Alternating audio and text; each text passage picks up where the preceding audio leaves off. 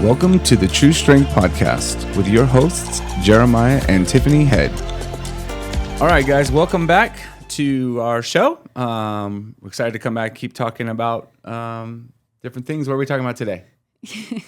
Yeah, so as we sit down today, Jeremiah and I are literally packing right now. We are getting ready to head out soon to compete at the Masters CrossFit Games. When this episode airs, we will actually be like in Ohio already. It'll be like the games will be starting the next day. So we're literally 1 week out from starting the CrossFit Games. And as you can imagine, like at our gym, it's such a big deal and everybody's so excited. And that's all we've been talking about. That's just like the talk amongst people before and after class.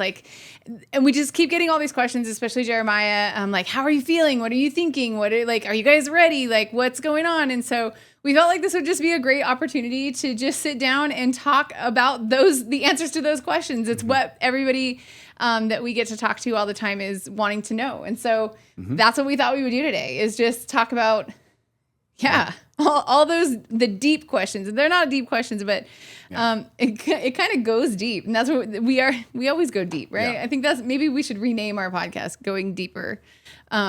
Just kidding. So as I was thinking about that, I'm the preparer. Like Jeremiah will you notice like I have a computer and he doesn't. He's not like a prepared speaker kind of guy, so he never knows where we're going to go. But as I've already detailed, I'm a perfectionist and I'm a recovering perfectionist, and I like order and I like plans. And so I'm always kind of pre-thinking through our episodes, and I like to have just like an outline in front of me. I'm just an outline kind of person.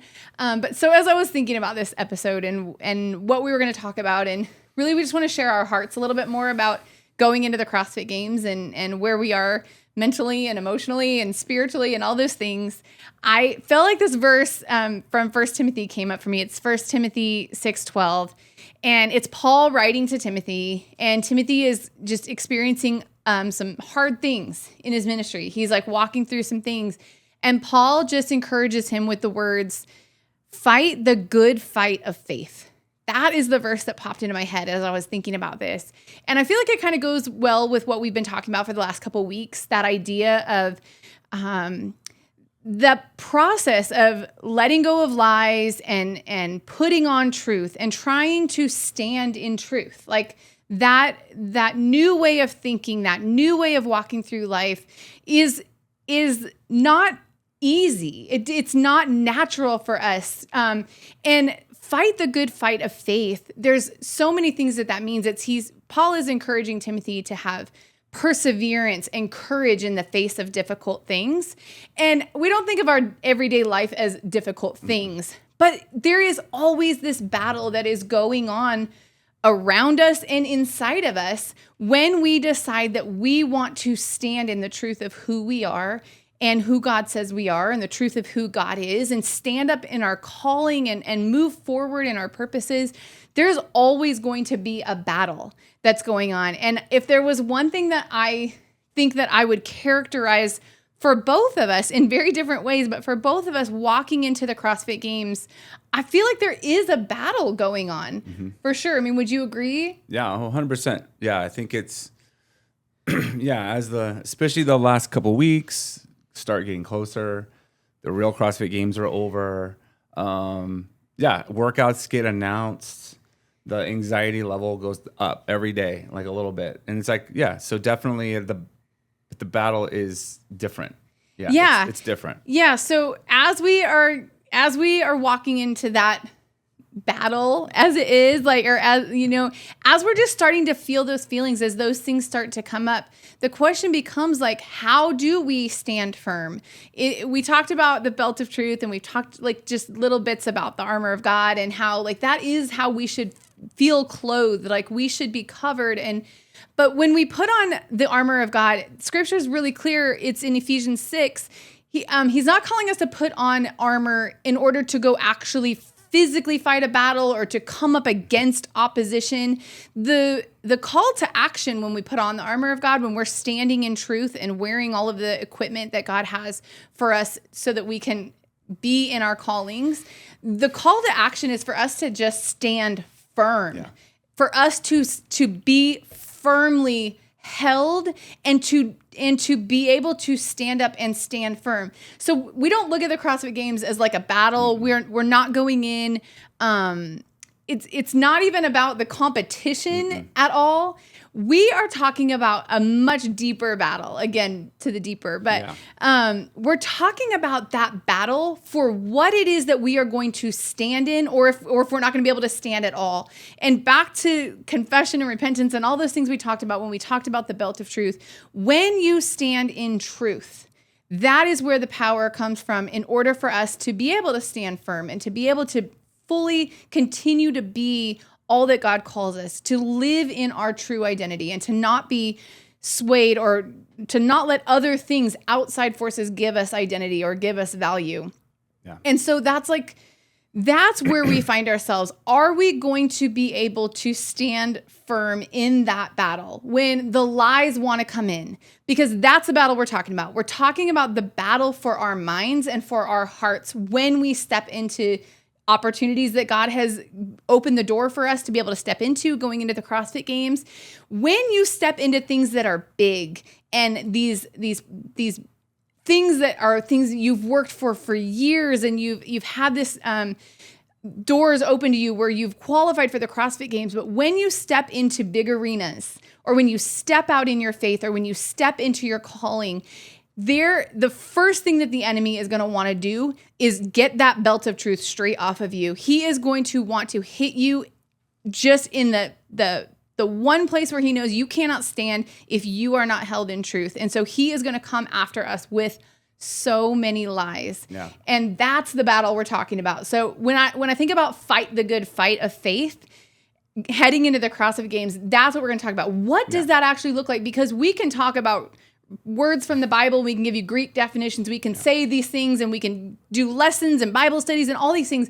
But really all that matters is like on a practical day-to-day basis, like what does that actually look like? What does that actually feel like? Like how are you processing that battle that's going on in your mind are you going to stand in the truth, or are you going to let lies come in and take away from what God has given you this opportunity to do? And so, that's really what I'm just going to let Maya share. I guess the question is, and like when people say like, are you ready for the games? Are like, how do you feel? Like what? And if you were honest about this battle and like what is actually happening in your head 1 week out from the CrossFit Games, we want to get a better picture of what is really going on. Yeah. I think we've talked about this probably the last week or so. I've been saying the battle is between like what I know and then what I feel. I think it's kind of the best way I could do it, right? Like, it's like, I know that, like, we talk about the battle, like, what are you worried about the workouts and all these different things? Like, I'm not worried about the actual CrossFit part very much, right? Like, it is what it is. I've been practicing things, but like, those things are physical things I've trained for, and those are things that like I'm nervous for at like a more practical level, but they're not the things I'm worried about as much, right? Like I overanalyze workouts, and I'll run through them in my sleep and things like that. But at this point, 10 years down the road, like you've been competing for a while. Yeah, it's more like tactical, but I enjoy that part, and there's a nervous part to it. But that part is not a battle. Like I'm not like thinking about my opponents. I'm literally just thinking about how do I, those kinds of things. But the battle is more along the lines of when it's all said and done, or even workout to workout, right? Like, can I walk through it at the end of each thing completely unfazed by the outcome? I guess would be the best way, right? That my attitude, that my what I believe, what I'm thinking never wavers based on whether I do great or do bad, right? It's kind of this like, can I be free of the outcomes that are coming? Right? Can I be free of the outcomes and the values and the worries and like, all these crazy things that as an athlete your whole life, there's a lot of value put on you, whether you're whether you're playing T-ball or whether where it starts, right? A T-ball when you're 5, and there's value put on whether you won or lost and made the all-star team. And for me, it's all the right? All the way through high school, college. Even when I played in rec leagues, like I put value on how many points I scored and, those kinds of things. Like I personally associate those things. And so in CrossFit, it's crazy, right? There are leaderboarding. There's other guys competing. And so even though I know the truth, like I know it doesn't matter. I know that when I'm done, no matter what, you're going to be proud. I know no matter what, like, my coach will be proud. I know that the gym will be proud, right? Of the process to get there already. I think I already am confident that people don't care how I walk away.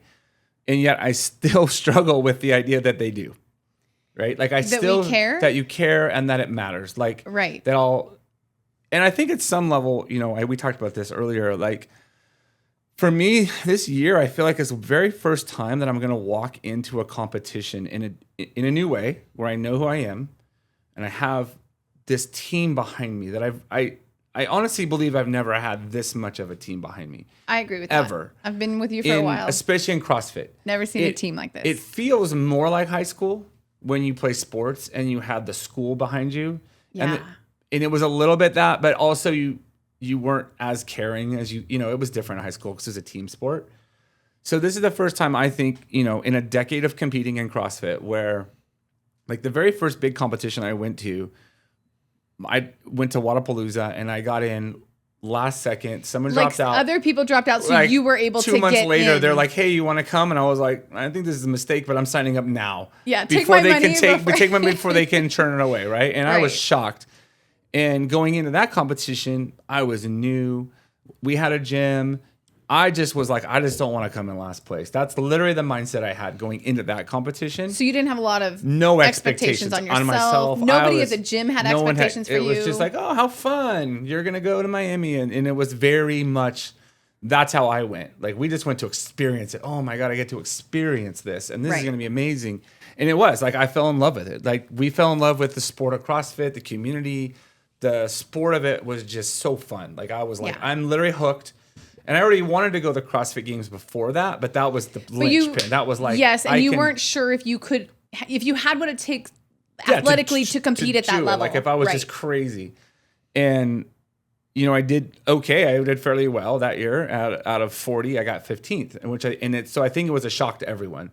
They were like, you did what? Like you were supposed to come in last place. You didn't even qualify. You barely even should have been there. Yeah, you didn't even qualify. And so I think from that point on, we talked about my story way back in episode 2, I think, where what happened after that was more of I didn't never have like a whole team behind me. I actually had what I perceived as enemies at the gym, hoping for my failure and my demise, which I turned into fuel to prove them wrong. So I went into every competition through that season of my life, literally showing up with everyone back home's head in my face in my mind to prove them wrong. Like, oh, you want to cheer against me? Watch me go hard, right? And so I went into it with that fuel, and which was horrible, but like it worked kind of, And then I think we walked through when 2020 happened and 2021 going to the CrossFit Games. I really didn't have anyone behind me but you.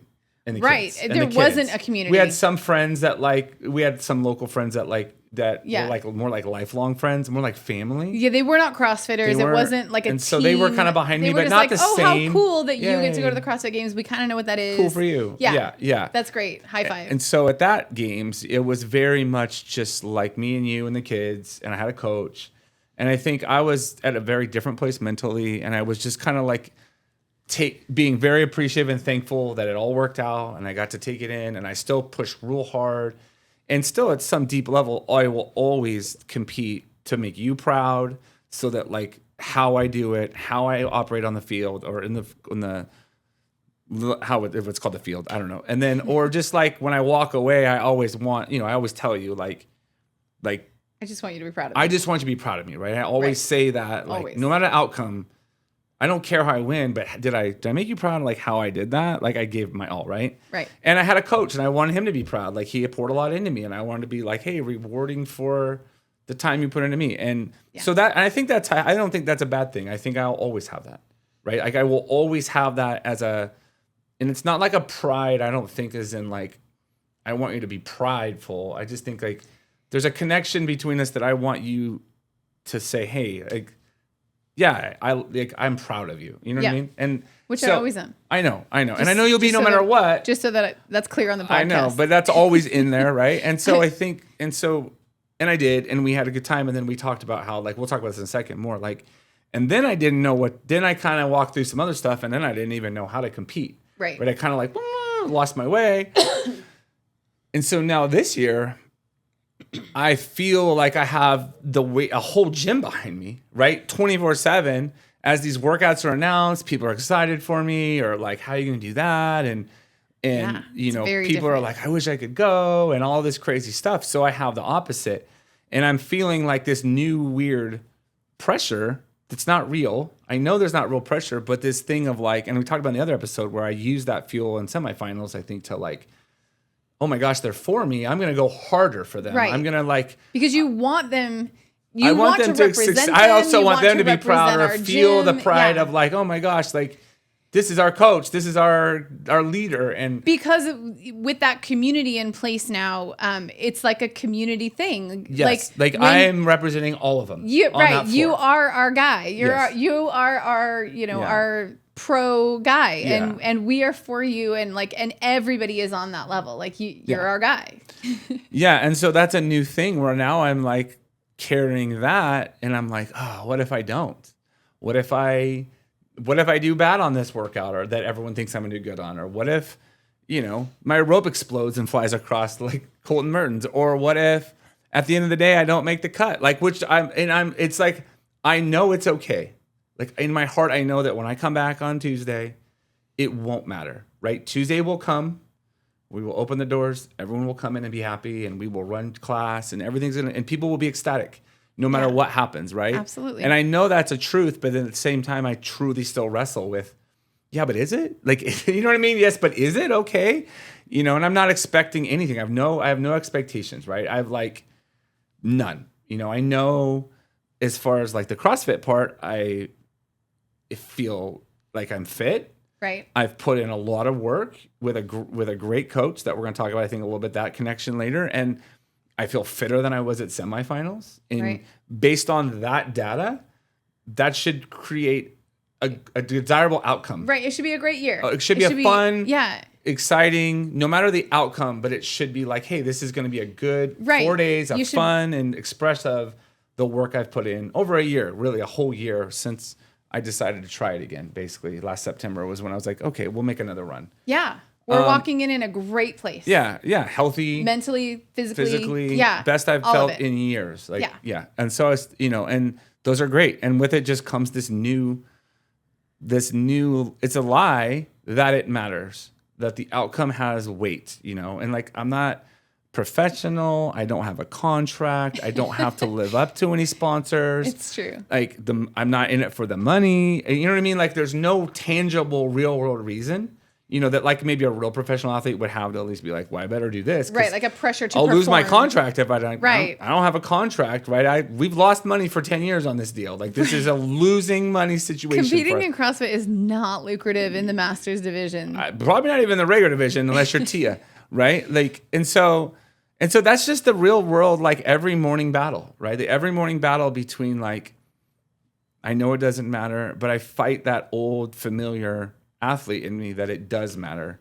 And that's just a constant like tug and pull, I believe, between the truth and the lie, and the truth and the lie. It's just, and it will, I know it's going to keep going for the next week, and I know it'll keep going into the workouts probably. And then hopefully when they start, there's usually like okay, now we're just in it. Now we have no more time to think, right? There's usually a little bit of a go, but I think that's the truth between like how I feel. Like it's very much a tug of war.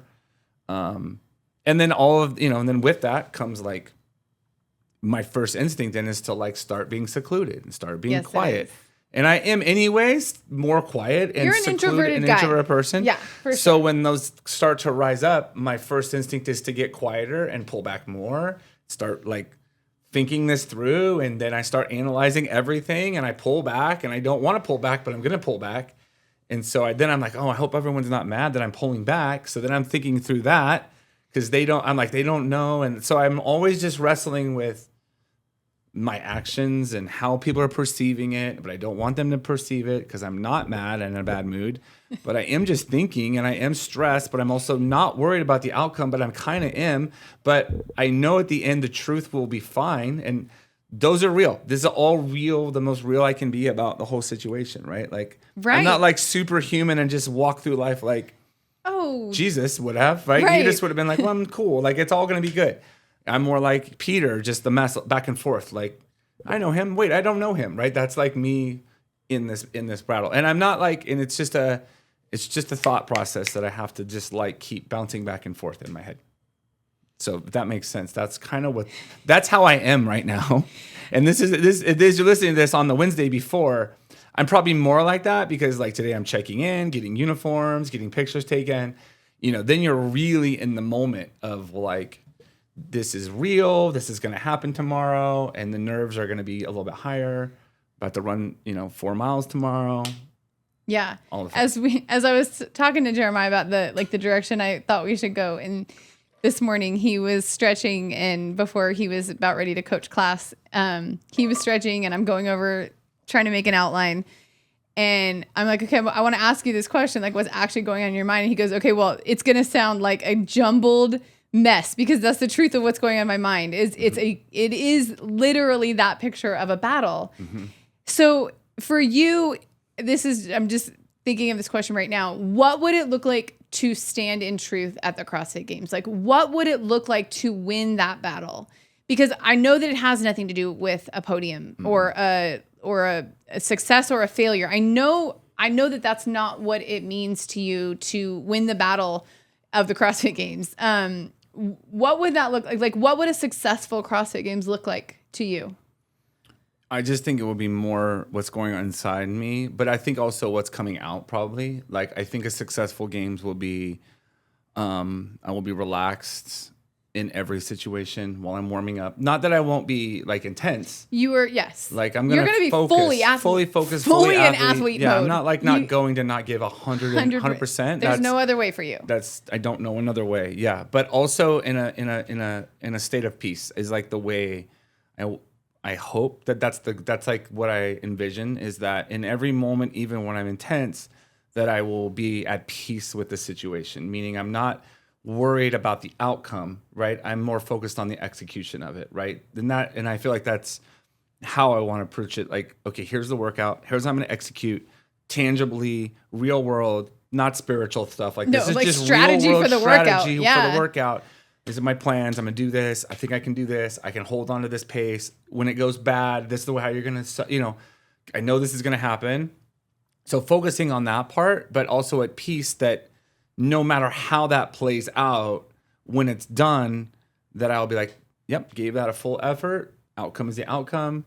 On to the next one. And just be able to let that one go, right? Where I used to have a really hard time sometimes letting things go. And I would be like, I just blew it. Like, and I think I've gotten better at that. But gotten better at that. And then over also the years. Simultaneously being at peace with my competitors and not seeing them as like my enemies or my competition, but just seeing them as like the people I'm playing the sport with, right? And whoever ends up winning is the best CrossFitter this year. And complete at peace with that, right? Like, I think CrossFit's awesome because when you are beat, there is a level of respect. I always feel that with, that person trained, they did the work required to do the outcome, right? There's no shortcuts in an 8 workout weekend, I believe. Yeah, something about you that's always been true about you. I think you've gotten, but I think CrossFit is like such a beautiful sport in that you have always loved and enjoyed and just been like fired up by real competition. Yeah.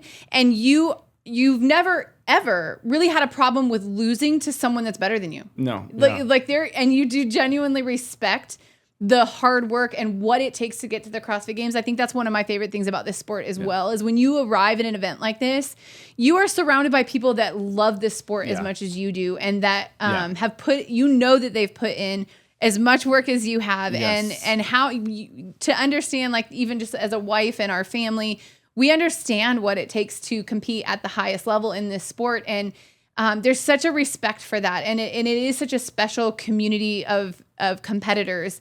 And it's really cool to get to go back year after year to different events throughout the season of CrossFit, and to see some of the same families and the same people that we get to see just maybe once or twice a year. And to have that amazing camaraderie. And one thing that made me think of is, and I think this is like something that we try to talk about in our gym all the time. In our CrossFit gym, we do not have a leaderboard. We have never once written down a score, a lift, a nothing. We do not have that at all. There are places where people track their strength numbers so that they can, if we're working on percentages, people know what their percentages might be. But we absolutely, it's something that we do not have in our gym. And so, another thing about you, like even in all of your competing in the 10 years of CrossFit, like something that we used to be hyper focused on is you are not a leaderboard person. No. You have never looked at a leaderboard in a competition, in a qualifier. In fact, it used to be like a hard rule. Like in the old gym, it was a hard rule. Like if you know where Jeremiah is sitting in the open, or if you know where he's sitting in a semifinal or any kind of a qualifier, you better keep your mouth shut. Don't even hint at it. Like he doesn't want to know where he is on the leaderboard. Yeah. And same thing when you were at live events, Wadapaloozas and Legends Championships and all of those things. You're not a leaderboard person intrinsically. And I want to know more about that, because that is so foreign to so many people. Why does the leaderboard not have much to do with the way that you approach competing and especially now in this like different mindset, this different way of seeing the world? Like, how is it, like, why would it be beneficial, like, to take the leaderboard away? Or you're not so hyper focused on not seeing the leaderboard anymore. You're a little bit beyond that, but it's just, it has never been the driving factor for you. But I would say now even more so. It's to the point where we've never put a leaderboard in our gym, in the new gym. That it was like one of the hard and fast, like we will absolutely never do a leaderboard again. Yeah. And it's been the most beautiful, amazing thing. We'll do probably a whole podcast about that. I have a strong opinion on that. Yes. But when it comes to the CrossFit Games, there is a leaderboard, and the sport of CrossFit needs a leaderboard. Absolutely. This is a different thing than a class workout. Yeah. But I just think it's interesting to understand, like, what does the leaderboard add or take away, or like what's going on with the leaderboard, and what are your... Yeah, I think for one thing, in a live competition, even though I don't know the leaderboard, you can figure out where you are. Right. Based on your what lane you're in. Sometimes you're listening to people at the CrossFit Games are like, I don't even know where I'm at. Well, if you're in lane 4, that means you're in 4th, like 1st, 2nd, 3rd, 4th, 5th. So there's these games athletes that are out there saying like they have no idea where they are, and they're lying to you. They know exactly where they are because the way the floor is laid out. Right. So I have an awareness of where I am based on the heat you're in and the lane you're in. Like, I'm not dumb. We can do math. I can figure out, like, I'm probably in 7th place, or I'm in, like, when you're in 2nd, when you're in 1st place, you really know where you are. Right. It's not, and every athlete's telling you that you're in 1st place. Right. That's one of the worst places to be. I'm not, that's not a worst place to be. It's just, I've been there, and there's a lot of pressure when you're sitting in 1st place. Yeah.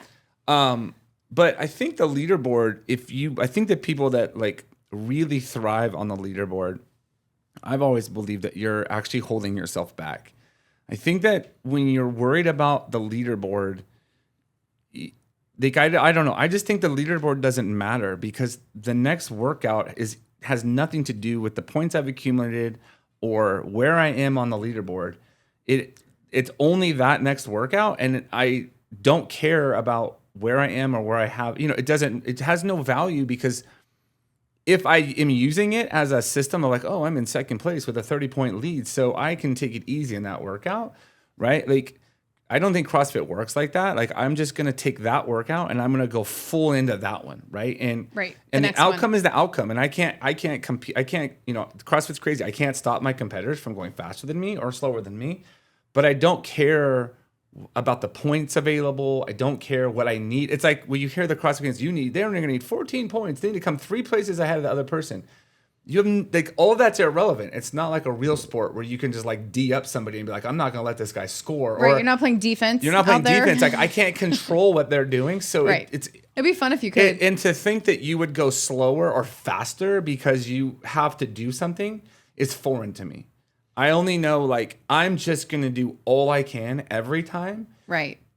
And it has nothing to do with the leaderboard or where I am. If I'm in first place, I'm going to go hard. If I'm in last place, I'm going to go hard. If it's a good workout for me, I'm going to go hard. If it's a bad workout I'm going to try my best because that's how it's supposed. That's CrossFit, right? Right. And the leaderboard will just shake out at the end. There's really no reason to stare at it. Like I've never understood people like I got to know the leaderboard. I got to know the leaderboard.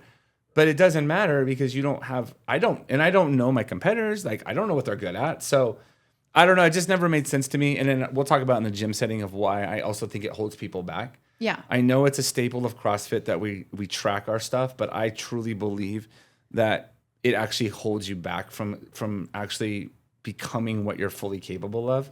When you become free of an outcome, when you become free of a leaderboard and you just like dive into like what is possible, I think you can go further and faster. In life, right? And at the end, look at the leaderboard and be like, oh, that's crazy.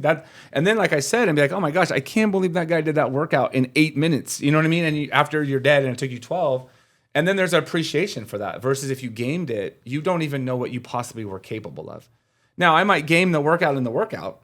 If I'm aware like that in a live competition. Yeah, like, okay, I'm in third and I can't catch second, but I can say I had a fourth, I might game that. But that's different. That's like real-time sport. You know what I mean? So, right.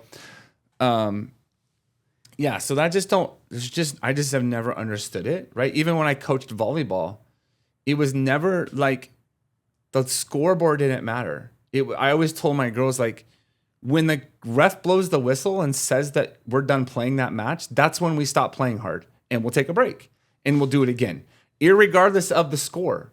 And it worked. I mean, side note, but like we were down by like 10 points one time in a season-ending game and went back there and won the match, and it was wild because my girls were trained, hopefully, that the scoreboard was irrelevant.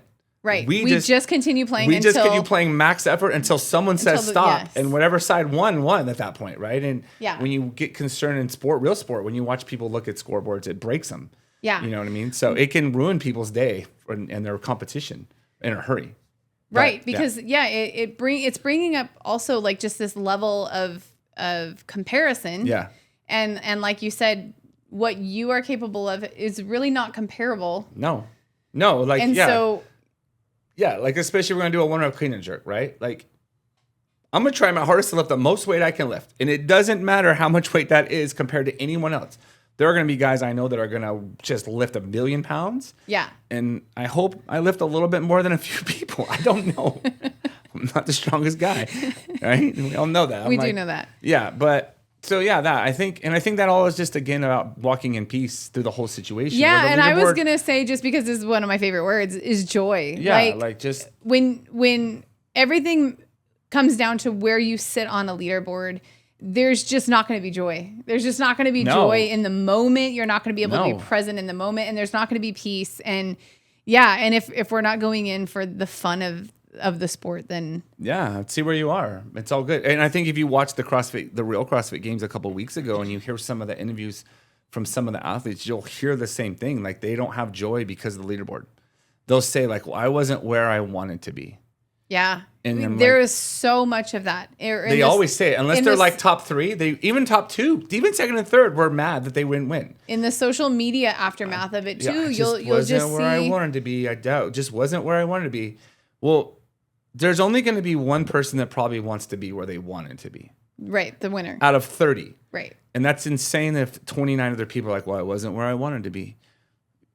Yes, that's true, but like I want to walk out of there in peace and saying that's just what happened. I don't want to be anywhere. I just want to express myself and give my best effort and be in peace and have fun and smile and enjoy it and soak it in. And you reap the reward of hard work and, all those different things. I even think I was thinking about, what makes it successful is just also just trying to compete this way because there's going to be a lot of anxiety. there's going to be a lot of people saying crazy things all the time. A lot of athletes are going to be saying the wildest things. They're going to be so stressed. They're going to be complaining about the judging. They're going to be complaining about the workouts. They're going to be complaining about the no reps. They're going to be complaining about how unfair it was. They're going to be complaining about everything. And I mean, if it can be complained about, it's already being complained about, but it's going to be amplified, right? And I can choose to buy into that and complain with them and be like, yeah, that was horrible. I can't believe that judge no repped you, right? Or just be at peace and I'm going to be no repped. I'm sure of it, right? It always happens. You can't, we're going to be racing. Sometimes you make a mistake. And I think that it's just learning to again, try to be at peace and just show the other athletes hey, we could actually do this differently. We can all go real hard.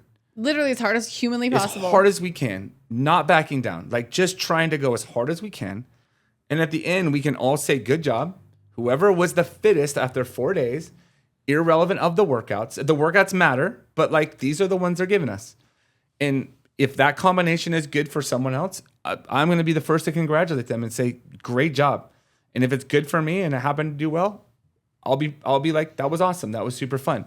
But none of the other factors are going to matter. The workouts themselves, all of the other things and yet people are going to be so wound up. It's going to be wild. There's going to be people in the stands screaming. There's going to be wives losing their minds. There's going to be husbands losing their minds. There's going to be coaches losing their minds. There's going to be so many people losing their minds for the next 4 days. And we're going to have to walk through that in just a whole way of peace. No matter what happens. Right. No matter if I get a horrible call. Or, and I've been fortunate to not really have that too much, you know what I mean? But things happen. And I think that is another thing that that's the only side of competing that I really hate is this side of the angst and the complaining and the it's not fair.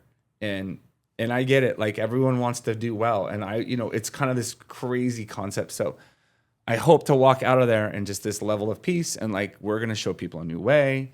Hopefully, and that bring, and be hey, I don't get any value from this place. I know who I am.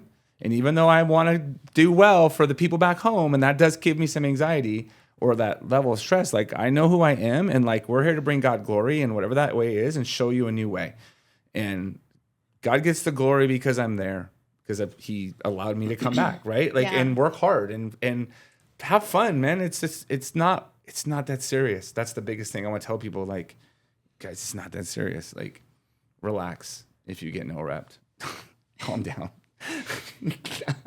Okay, I love that. I love that. Watch, I get no reps. I gotta hold me too. If you throw your equipment across the workout floor, this is gonna be funny. If I lose it, guys, I'm gonna I'll go. I'm not just gonna. I'm either gonna be all the way at peace, or the old me's gonna come out peace. And I'm tackling somebody. It's gonna go. No, I'm joking. I won't do that. Okay, that is one thing that you have always joked about, that you would find so much joy in just in the middle of a workout, just coming unhinged and tackling somebody in the lane next to you, just to see what happens. Just because it's never happened, you could go down in history as the off the chain CrossFitter that lost his mind in the middle of the CrossFit Games. If I don't win, neither can you. Just an idea. We will keep that strategy tucked away. I won't do it. Not yet. Not till I'm ready to retire. That's a good retirement plan. No, I will never do that. I love it.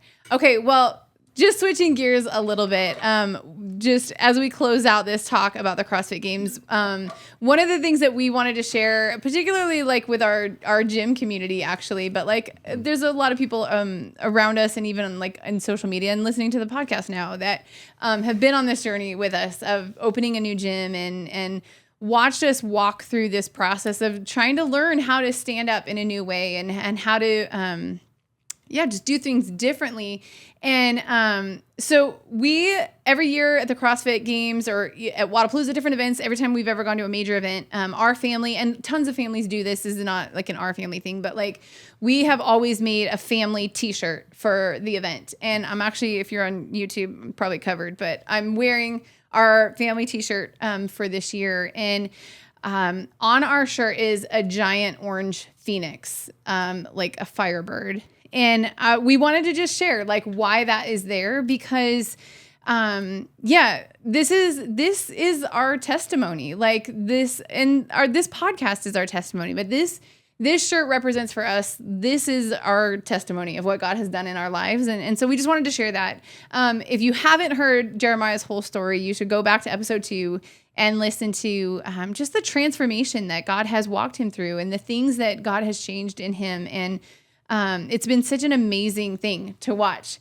And so go back and listen to that if you want to hear the whole story, if you haven't already. But you'll hear in episode 2, he talks about the very first time that after he's gone through this transformation, and after God's really started to get a hold of his heart, and we have already at this point reopened our gym, like we're really trying to step out in this new way and really follow what we feel like God is putting on our hearts. And Jeremiah is doing that with all of his heart and soul. And he goes to a Legends competition in Arizona. It's the first major competition you had been to in a while. A year. Yeah. And so we were out at that event, but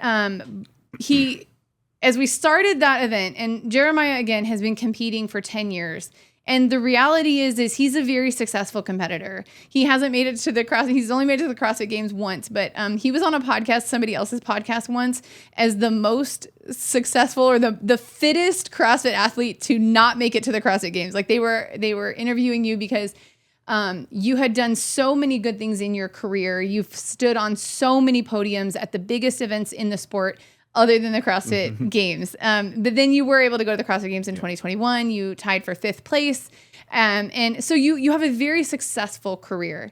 And the thing is stepping into this event, though, there were 2 things going on. First of all, God had already started to change your heart. And we talked about in episode 2, what happened when you lost that anger as a fuel. You were such an angry fueled athlete. And so going into this event in Arizona, the Legends event, you were truly struggling, trying to figure out how anyone could compete without anger as a fuel source. And it was such in day 1 of the event, it was such a struggle for you that by the end of the night, you were already saying, I don't even know if I can compete anymore. Yeah. Like the reality is when I go out on the floor and I'm not mad at anyone and I have nothing to prove, I don't know where to find that go. Like what is going to stoke that fire in me then to compete? And you literally were saying at the end of that first night of that competition, like, I just don't know if I can compete anymore. Maybe that's just is what it is. And then a lot of people don't know, but, you were also at that event. The reason that you hadn't competed in quite some time is that you had undergone one of your biggest injuries of your career. You had an impingement in your femoral nerve in your leg. Not doing CrossFit. No, he literally standing up. He stood up from a seat at lunch. We were moving our kids into their college dorm rooms, and he stood up. And as he stood up out of a booth at the Habit Burger, he made the craziest sound I've ever heard come out of him, and the nerve that runs down his whole quad, on the side of it, the whole leg, pinched and like just lit on fire, and it absolutely, he could not walk upright. He could not put his body upright for 2 months, maybe a month, not upright. But 2 months I really couldn't do much. Like barely walk. No fitness. The first month he couldn't, like he slept on the couch because he couldn't lay his body flat. Like he could not make his body go straight because of the pain in that nerve that drove from his hip all the way down his leg. Yeah. And just fun fact, it's 2025. That happened in 2023. 2 years. It's been 2 years and you still don't have feeling in your quad. In my quad. It's still numb a little bit. Yeah. There's still like, he's every now and then he's like, yeah, I can't feel that. I can't feel my leg.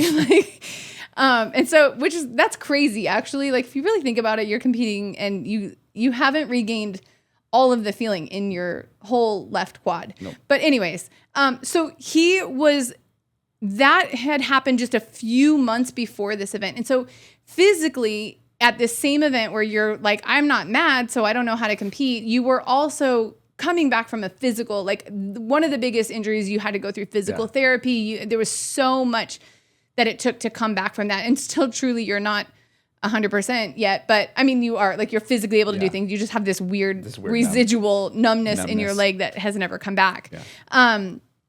But that inability to compete, like you're struggling, you're trying to fight back to some sort of competition state, but your body is not doing what you know your body to be capable of. And you got the very first night we were sitting down and we're talking, and you truly were saying like, this might just be the sign that I'm done competing. And you weren't upset about it. You weren't like emotional. You weren't mad. You weren't sad. It was just like one of those realities. Sometimes when reality hits and it feels like, well, this just might be the thing. Like this just might be it. I might be done. There might not be a coming back to competing. And that will be sad for me, but like, you know, we'll see. And so that night we prayed and we just went to sleep, and there were still 3 more days or 2 more days of the event to come. And so it wasn't like we were like closing the door on that event or anything, but it was just kind of this knowing of like, this is probably coming to an end. Yeah. This competition, you know, all of the 10 years of working and competing. And so we, like I said, we prayed and just went to bed, and we're going to move on with the next day. And as I woke up before you the next morning, and I was just praying again. And I always get up and pray, and I like to journal and write what I feel like God is putting on my heart, or verses or whatever I'm reading or whatever's standing out to me. I just like to journal and write things down.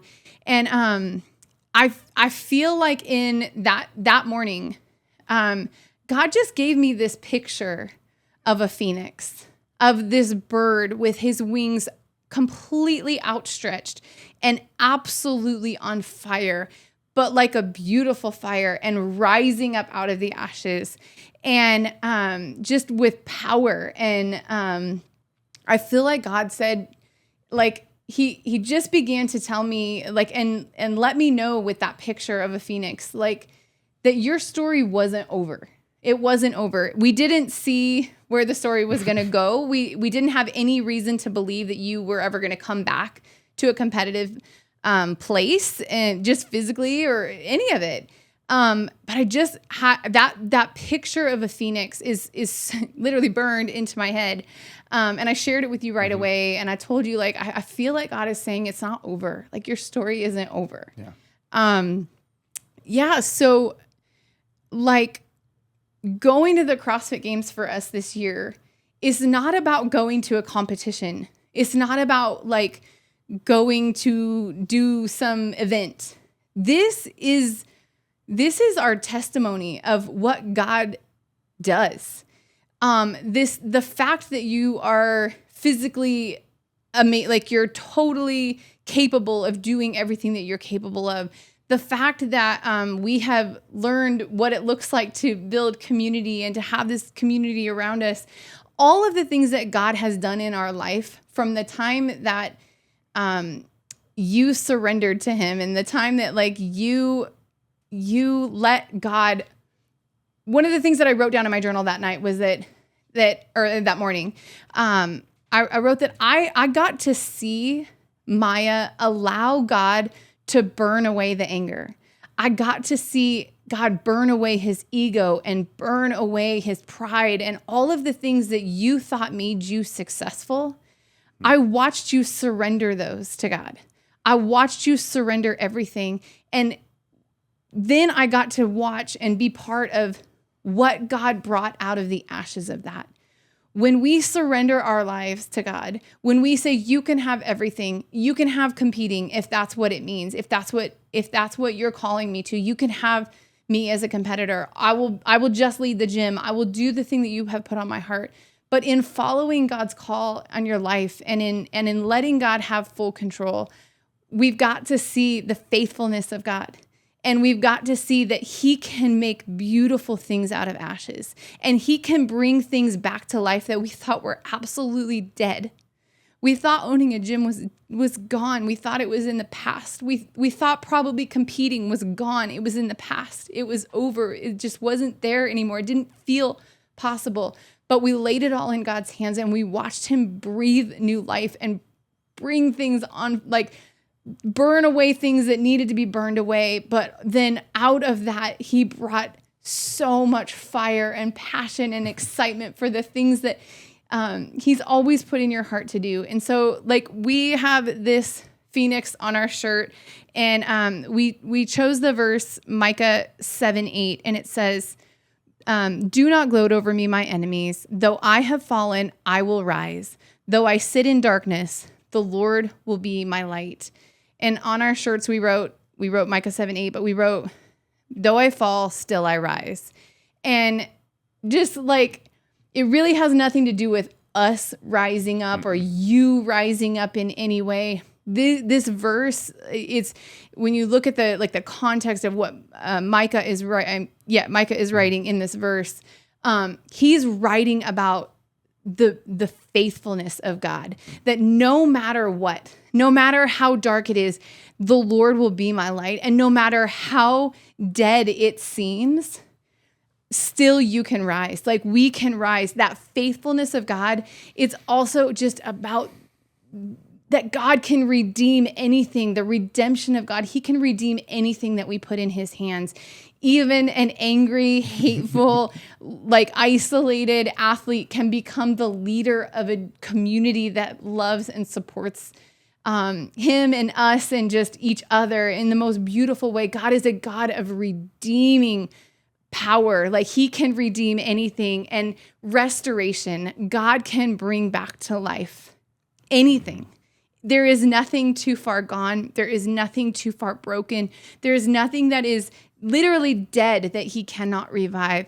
It is redemption and restoration and the faithfulness of God. And so we put the Phoenix on our shirt this year because those three things are such, we've seen God do those three things in our lives, but specifically in your competitive career and in you and in your heart, this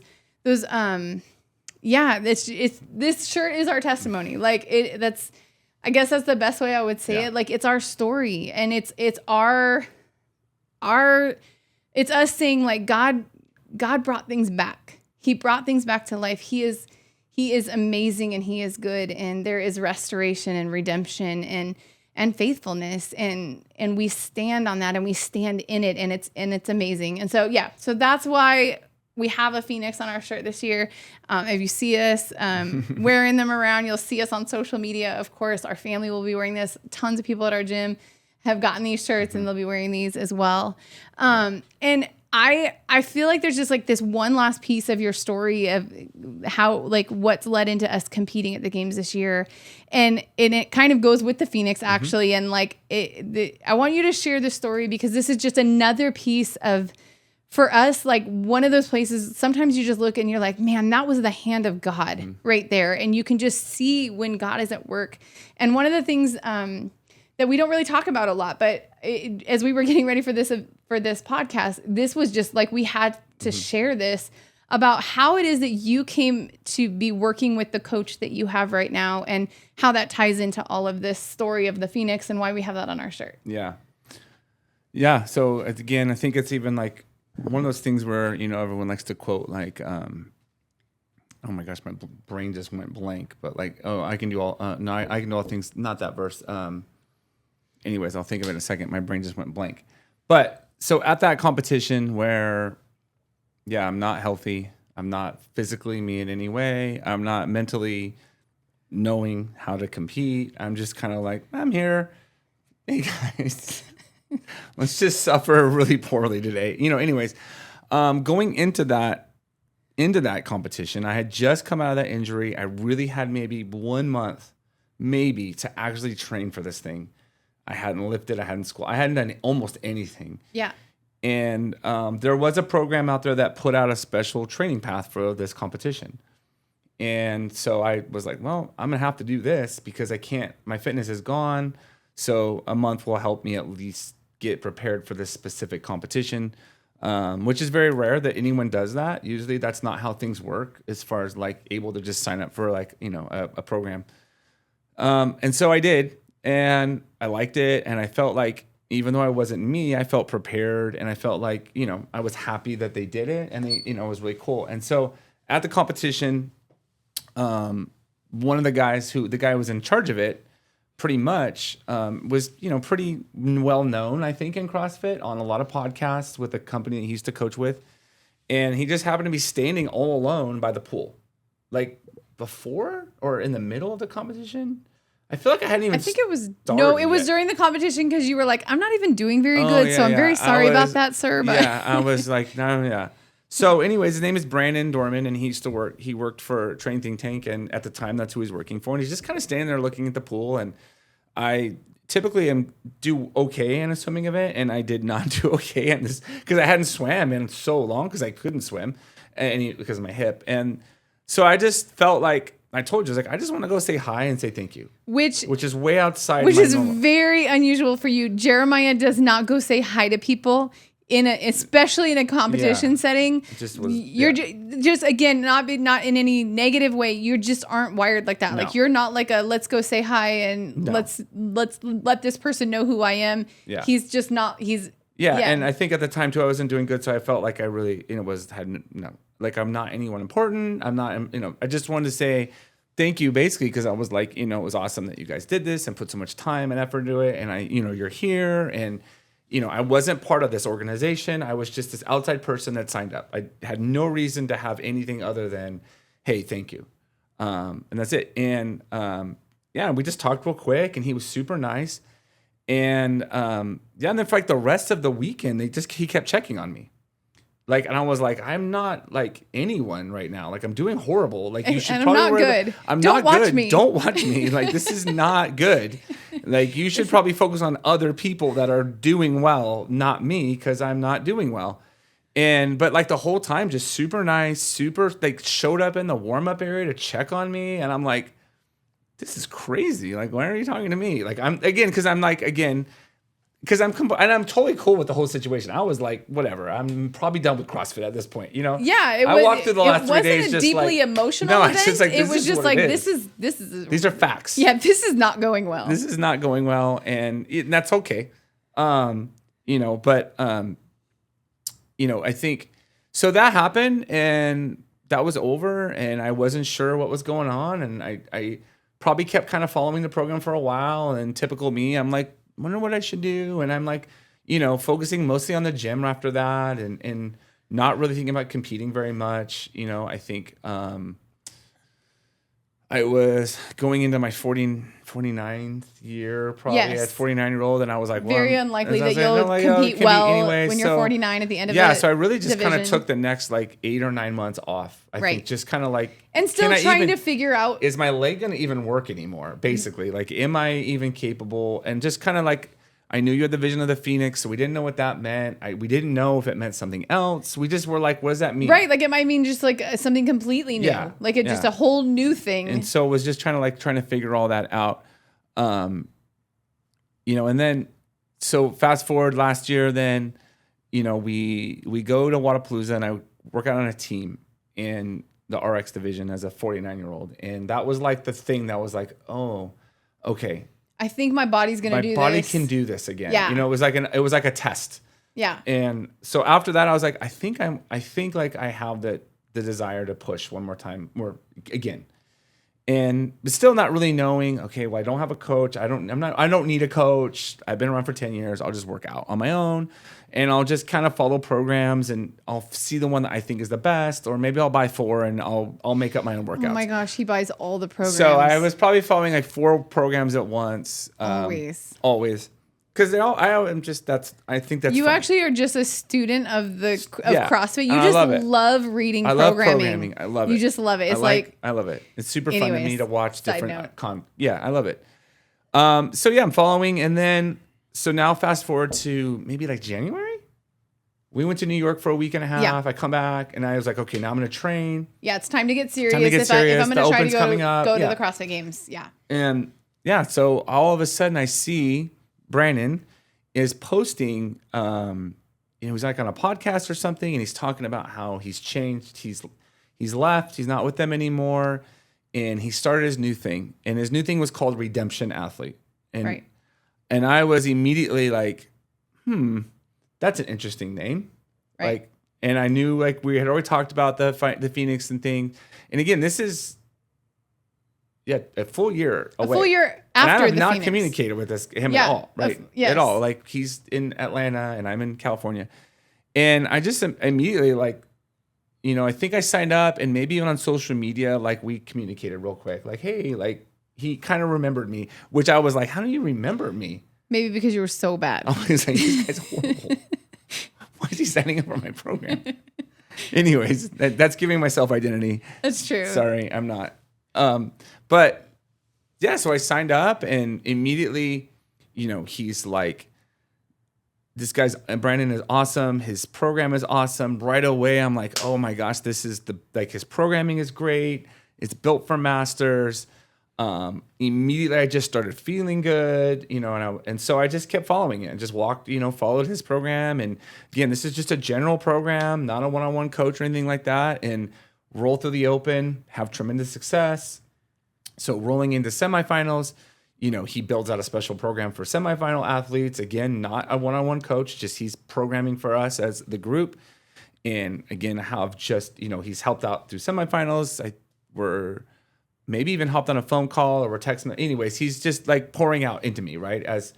And then along the way, he's on other podcasts and I start to find out who he is. And, Brandon is, went to Wheaton University, taught at a Christian school. He's got a degree in political science. I have a degree in history. I taught at a Christian school. All of a sudden I'm realizing like, oh, like this guy he's a Christian. He's about it. He's a family guy. He's got kids and he like lives by this certain way that I just am super like, wow, that's amazing that this is this guy. And he gets hired, now he works at Mayhem and he's tied in with that. And I just come to find out who he is as a man, on top of the fact that I really think he's really good at programming for masters in CrossFit, which he is just phenomenal understanding because he's been in the sport for so long. And yeah, so walk through semifinals together. Again, I super well. And then, yeah, after that, I'm like, so what's next? Like, what now? And I literally was like, do you think you want to coach me? You know what I mean? Like, do you think, you know what I mean? Like, and so, yeah, we hop on a call and, now he's been my coach for the last basically 6 months now because it started in April. And yeah, just, can't say enough about him and the program and just our, just the relationship and just someone I can trust in all things, right? Like not just my CrossFit, but like I know we know each other in a way of like we know we have the same values and the core values and family and God and fitness, and that we have the same idea of, he leads mentorship programs at Mayhem and he leads camps where he talks about identity and what is valuable and not valuable, and got to go hear him talk and just that whole thing where now like I didn't just come back. It's like God surrounded me with a team he gave me a coach that's like literally the perfect coach. Yeah. Probably in the whole world, there's probably not another coach like him that I met in the middle of the Phoenix problem in Phoenix, Arizona. We were in Phoenix. We were in Phoenix when I saw Phoenix. Yeah, when you saw Phoenix. And just that God orchestrated all that to someone that I could trust, because I don't trust easily in that way, because I'm like, it's hard for me to like put what I'm going to do in someone's hands. And with him, I literally, probably in a long time, just been like, you got the wheel. You just tell me what to do, and I promise you I'll do it, right? And that's how I work. And going into this competition, I am super confident. And not even that like I'm gonna win. Just I'm confident in that he has my best interest in mind, and that we're on the same page. And win or lose, he'll walk out the same way I'll walk out, and we'll walk out together. And he's got other athletes too, but just so just God, just again, like, I still can't think of the verse about God working all things together. That's in Romans. He works all things together for good. Yes, he works all things together for good. And I think sometimes like people see that verse and think like this one specific thing is like, oh, he's going to work out this one little thing for good. But like when you really think about that verse, it's all of the crazy pieces that he's orchestrating, right? It's like a hip injury leading me to come to this competition week and not doing well, and signing up for this other program that I wouldn't have probably signed up for had I been that. And then I meet him, and then create a relationship where now he's gonna lose a job that's not good at the time if you want to listen to his podcast, and he doesn't know what to do, and he thinks about quitting CrossFit as well as a coach and taking another job, but God let him back in and he decides to open his own thing, and when he does, I immediately sign up. And because of that, now like we're together. And again, I'm not anyone special, but and he is an amazing coach, well known, and I'm blessed and thankful that he said yes when I asked him if he would coach me. But just when you think about God works all things together, it's not like one little thing. He's working all of our stories together, right? And I think that's more like that verse I feel like is always used wrong. And like is like this one little thing when you need to, it might take years to see that unfolding. But yeah, just a good picture again of like his programs called Redemption, all the things just intertwining in this wild way that you can't predict. And so I think like through that, I think I was thinking about it says, though I fall, still I rise. Like that's a daily thing, right? Yeah. Still I rise isn't I have risen. Only one person's risen. It's like a constant rising. Like it's not like, oh, God works all things. That one thing got worked out. It's like, no, he's always working it. You're always rising and we're always falling. Like you're always going to stumble and fall. And the battle in our head is a fall. Like not falling, but like there's a rising, a constant rising, and a constant redemption and all these things that are, I feel like are a constant thing. It's like still I rise. I'm still I rise. And I think that that's just a good example of, you know, this is it's a long process. This is 2 years in the making. Like my femoral nerve pinched on Labor Day weekend of 23. Yeah. And I'm going to compete almost exactly 2 years after that at the CrossFit Games. So who would have thought that getting up at whatever restaurant we were at and not be able to walk, you know, would put us here. So anyways, yeah, that's just a little interesting God piece that is, the joke's always like, we don't believe in coincidences in the kingdom, right? There's always a plan, something's at work. You do have to keep going. You do have to rise. You actually have to rise. Like back to where we started, fight the good fight of faith. Like we don't just lay back and let God, just expect God to come through or expect God to, that sounds weird, but like we don't just lay back and do nothing. Like we stand up. We don't give up. And we don't give up. And we do what Paul said. We continue to fight that good fight. And when the battle feels hard in our minds, or when the circumstances, the injury, whenever the thing, like whatever is happening, when it feels like it's too much or we can't possibly get back up, we have a God who is mighty and he has good plans for us, and we can trust in his goodness and we can trust in his plans, that even when things look impossible or like the worst place we could find ourselves, he is a faithful and a good God, and he does work all things together for good if we will continue to stand back up and to continue and to persevere and to fight forward and to fall forward and to just keep leaning more and more into him and have him gird us with more and more truth, and so that we are able to stand more and more firm. But it will always be, like you said, just this constant process of, though I fall, still I rise. Yeah. With him and with his strength and with him leading us and holding us. And I think, you know, this wasn't even, and it wasn't guesswork. Right, we just kept talking and seeking and following, right? And so it wasn't like there is a mysteriousness to it. I even wrote like on one of my Instagram posts a long time, like the mystery of 50, right? Like I think when I thought about this, I was like, well, let's see where God is going to go with this, right? I know he's told me he's with me. He's told me he's got me, right? He's like, I know those things. And he's put this desire to compete in your heart. And the fire, I've walked through that with him. Like, okay, the fire is good. The fire is your source. Like the fire, it's not anger. It's like a pure thing that I've put in you. It's my fire. It's a fire to do these things. And so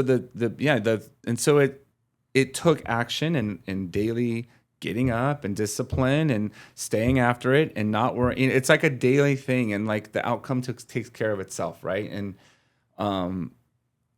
it's definitely not giving up and just being a woe is me, because I really could have been, at least in this sport of CrossFit, I could have been like, oh, woe is me.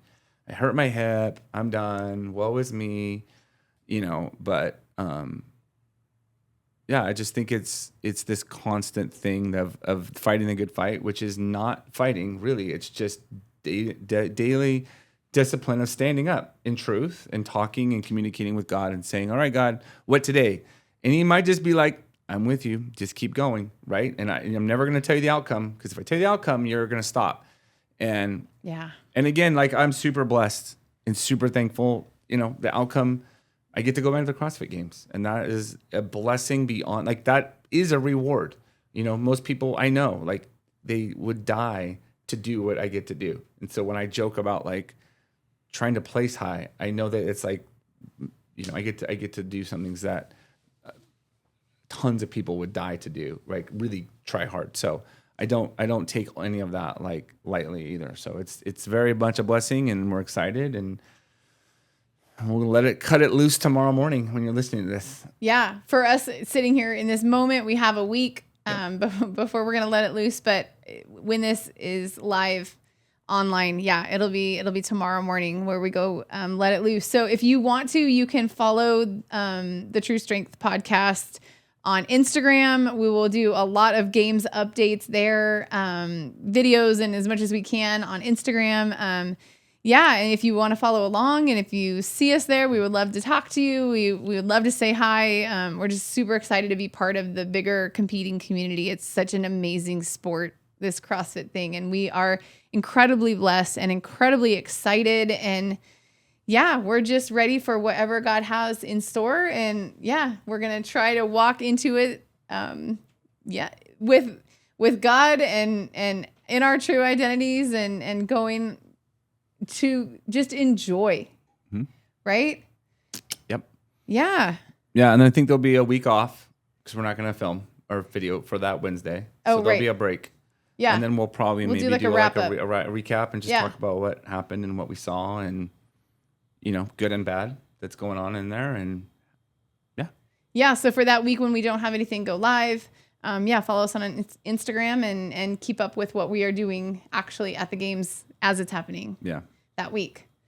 All right, you guys. Well, thank you so much for being a part of this journey with us. Like, we just truly hope that our testimony of what God has done in our lives is powerful for you, because whatever he does through us is meant to give you hope and make your testimony grow as well. Or our faith grows as we watch other people have these amazing experiences with God. And we are so grateful for people who have shared their stories and their testimonies with us to strengthen us as we walk through hard things. So, That's it. All right. Thanks. Bye, guys. See you in a couple weeks.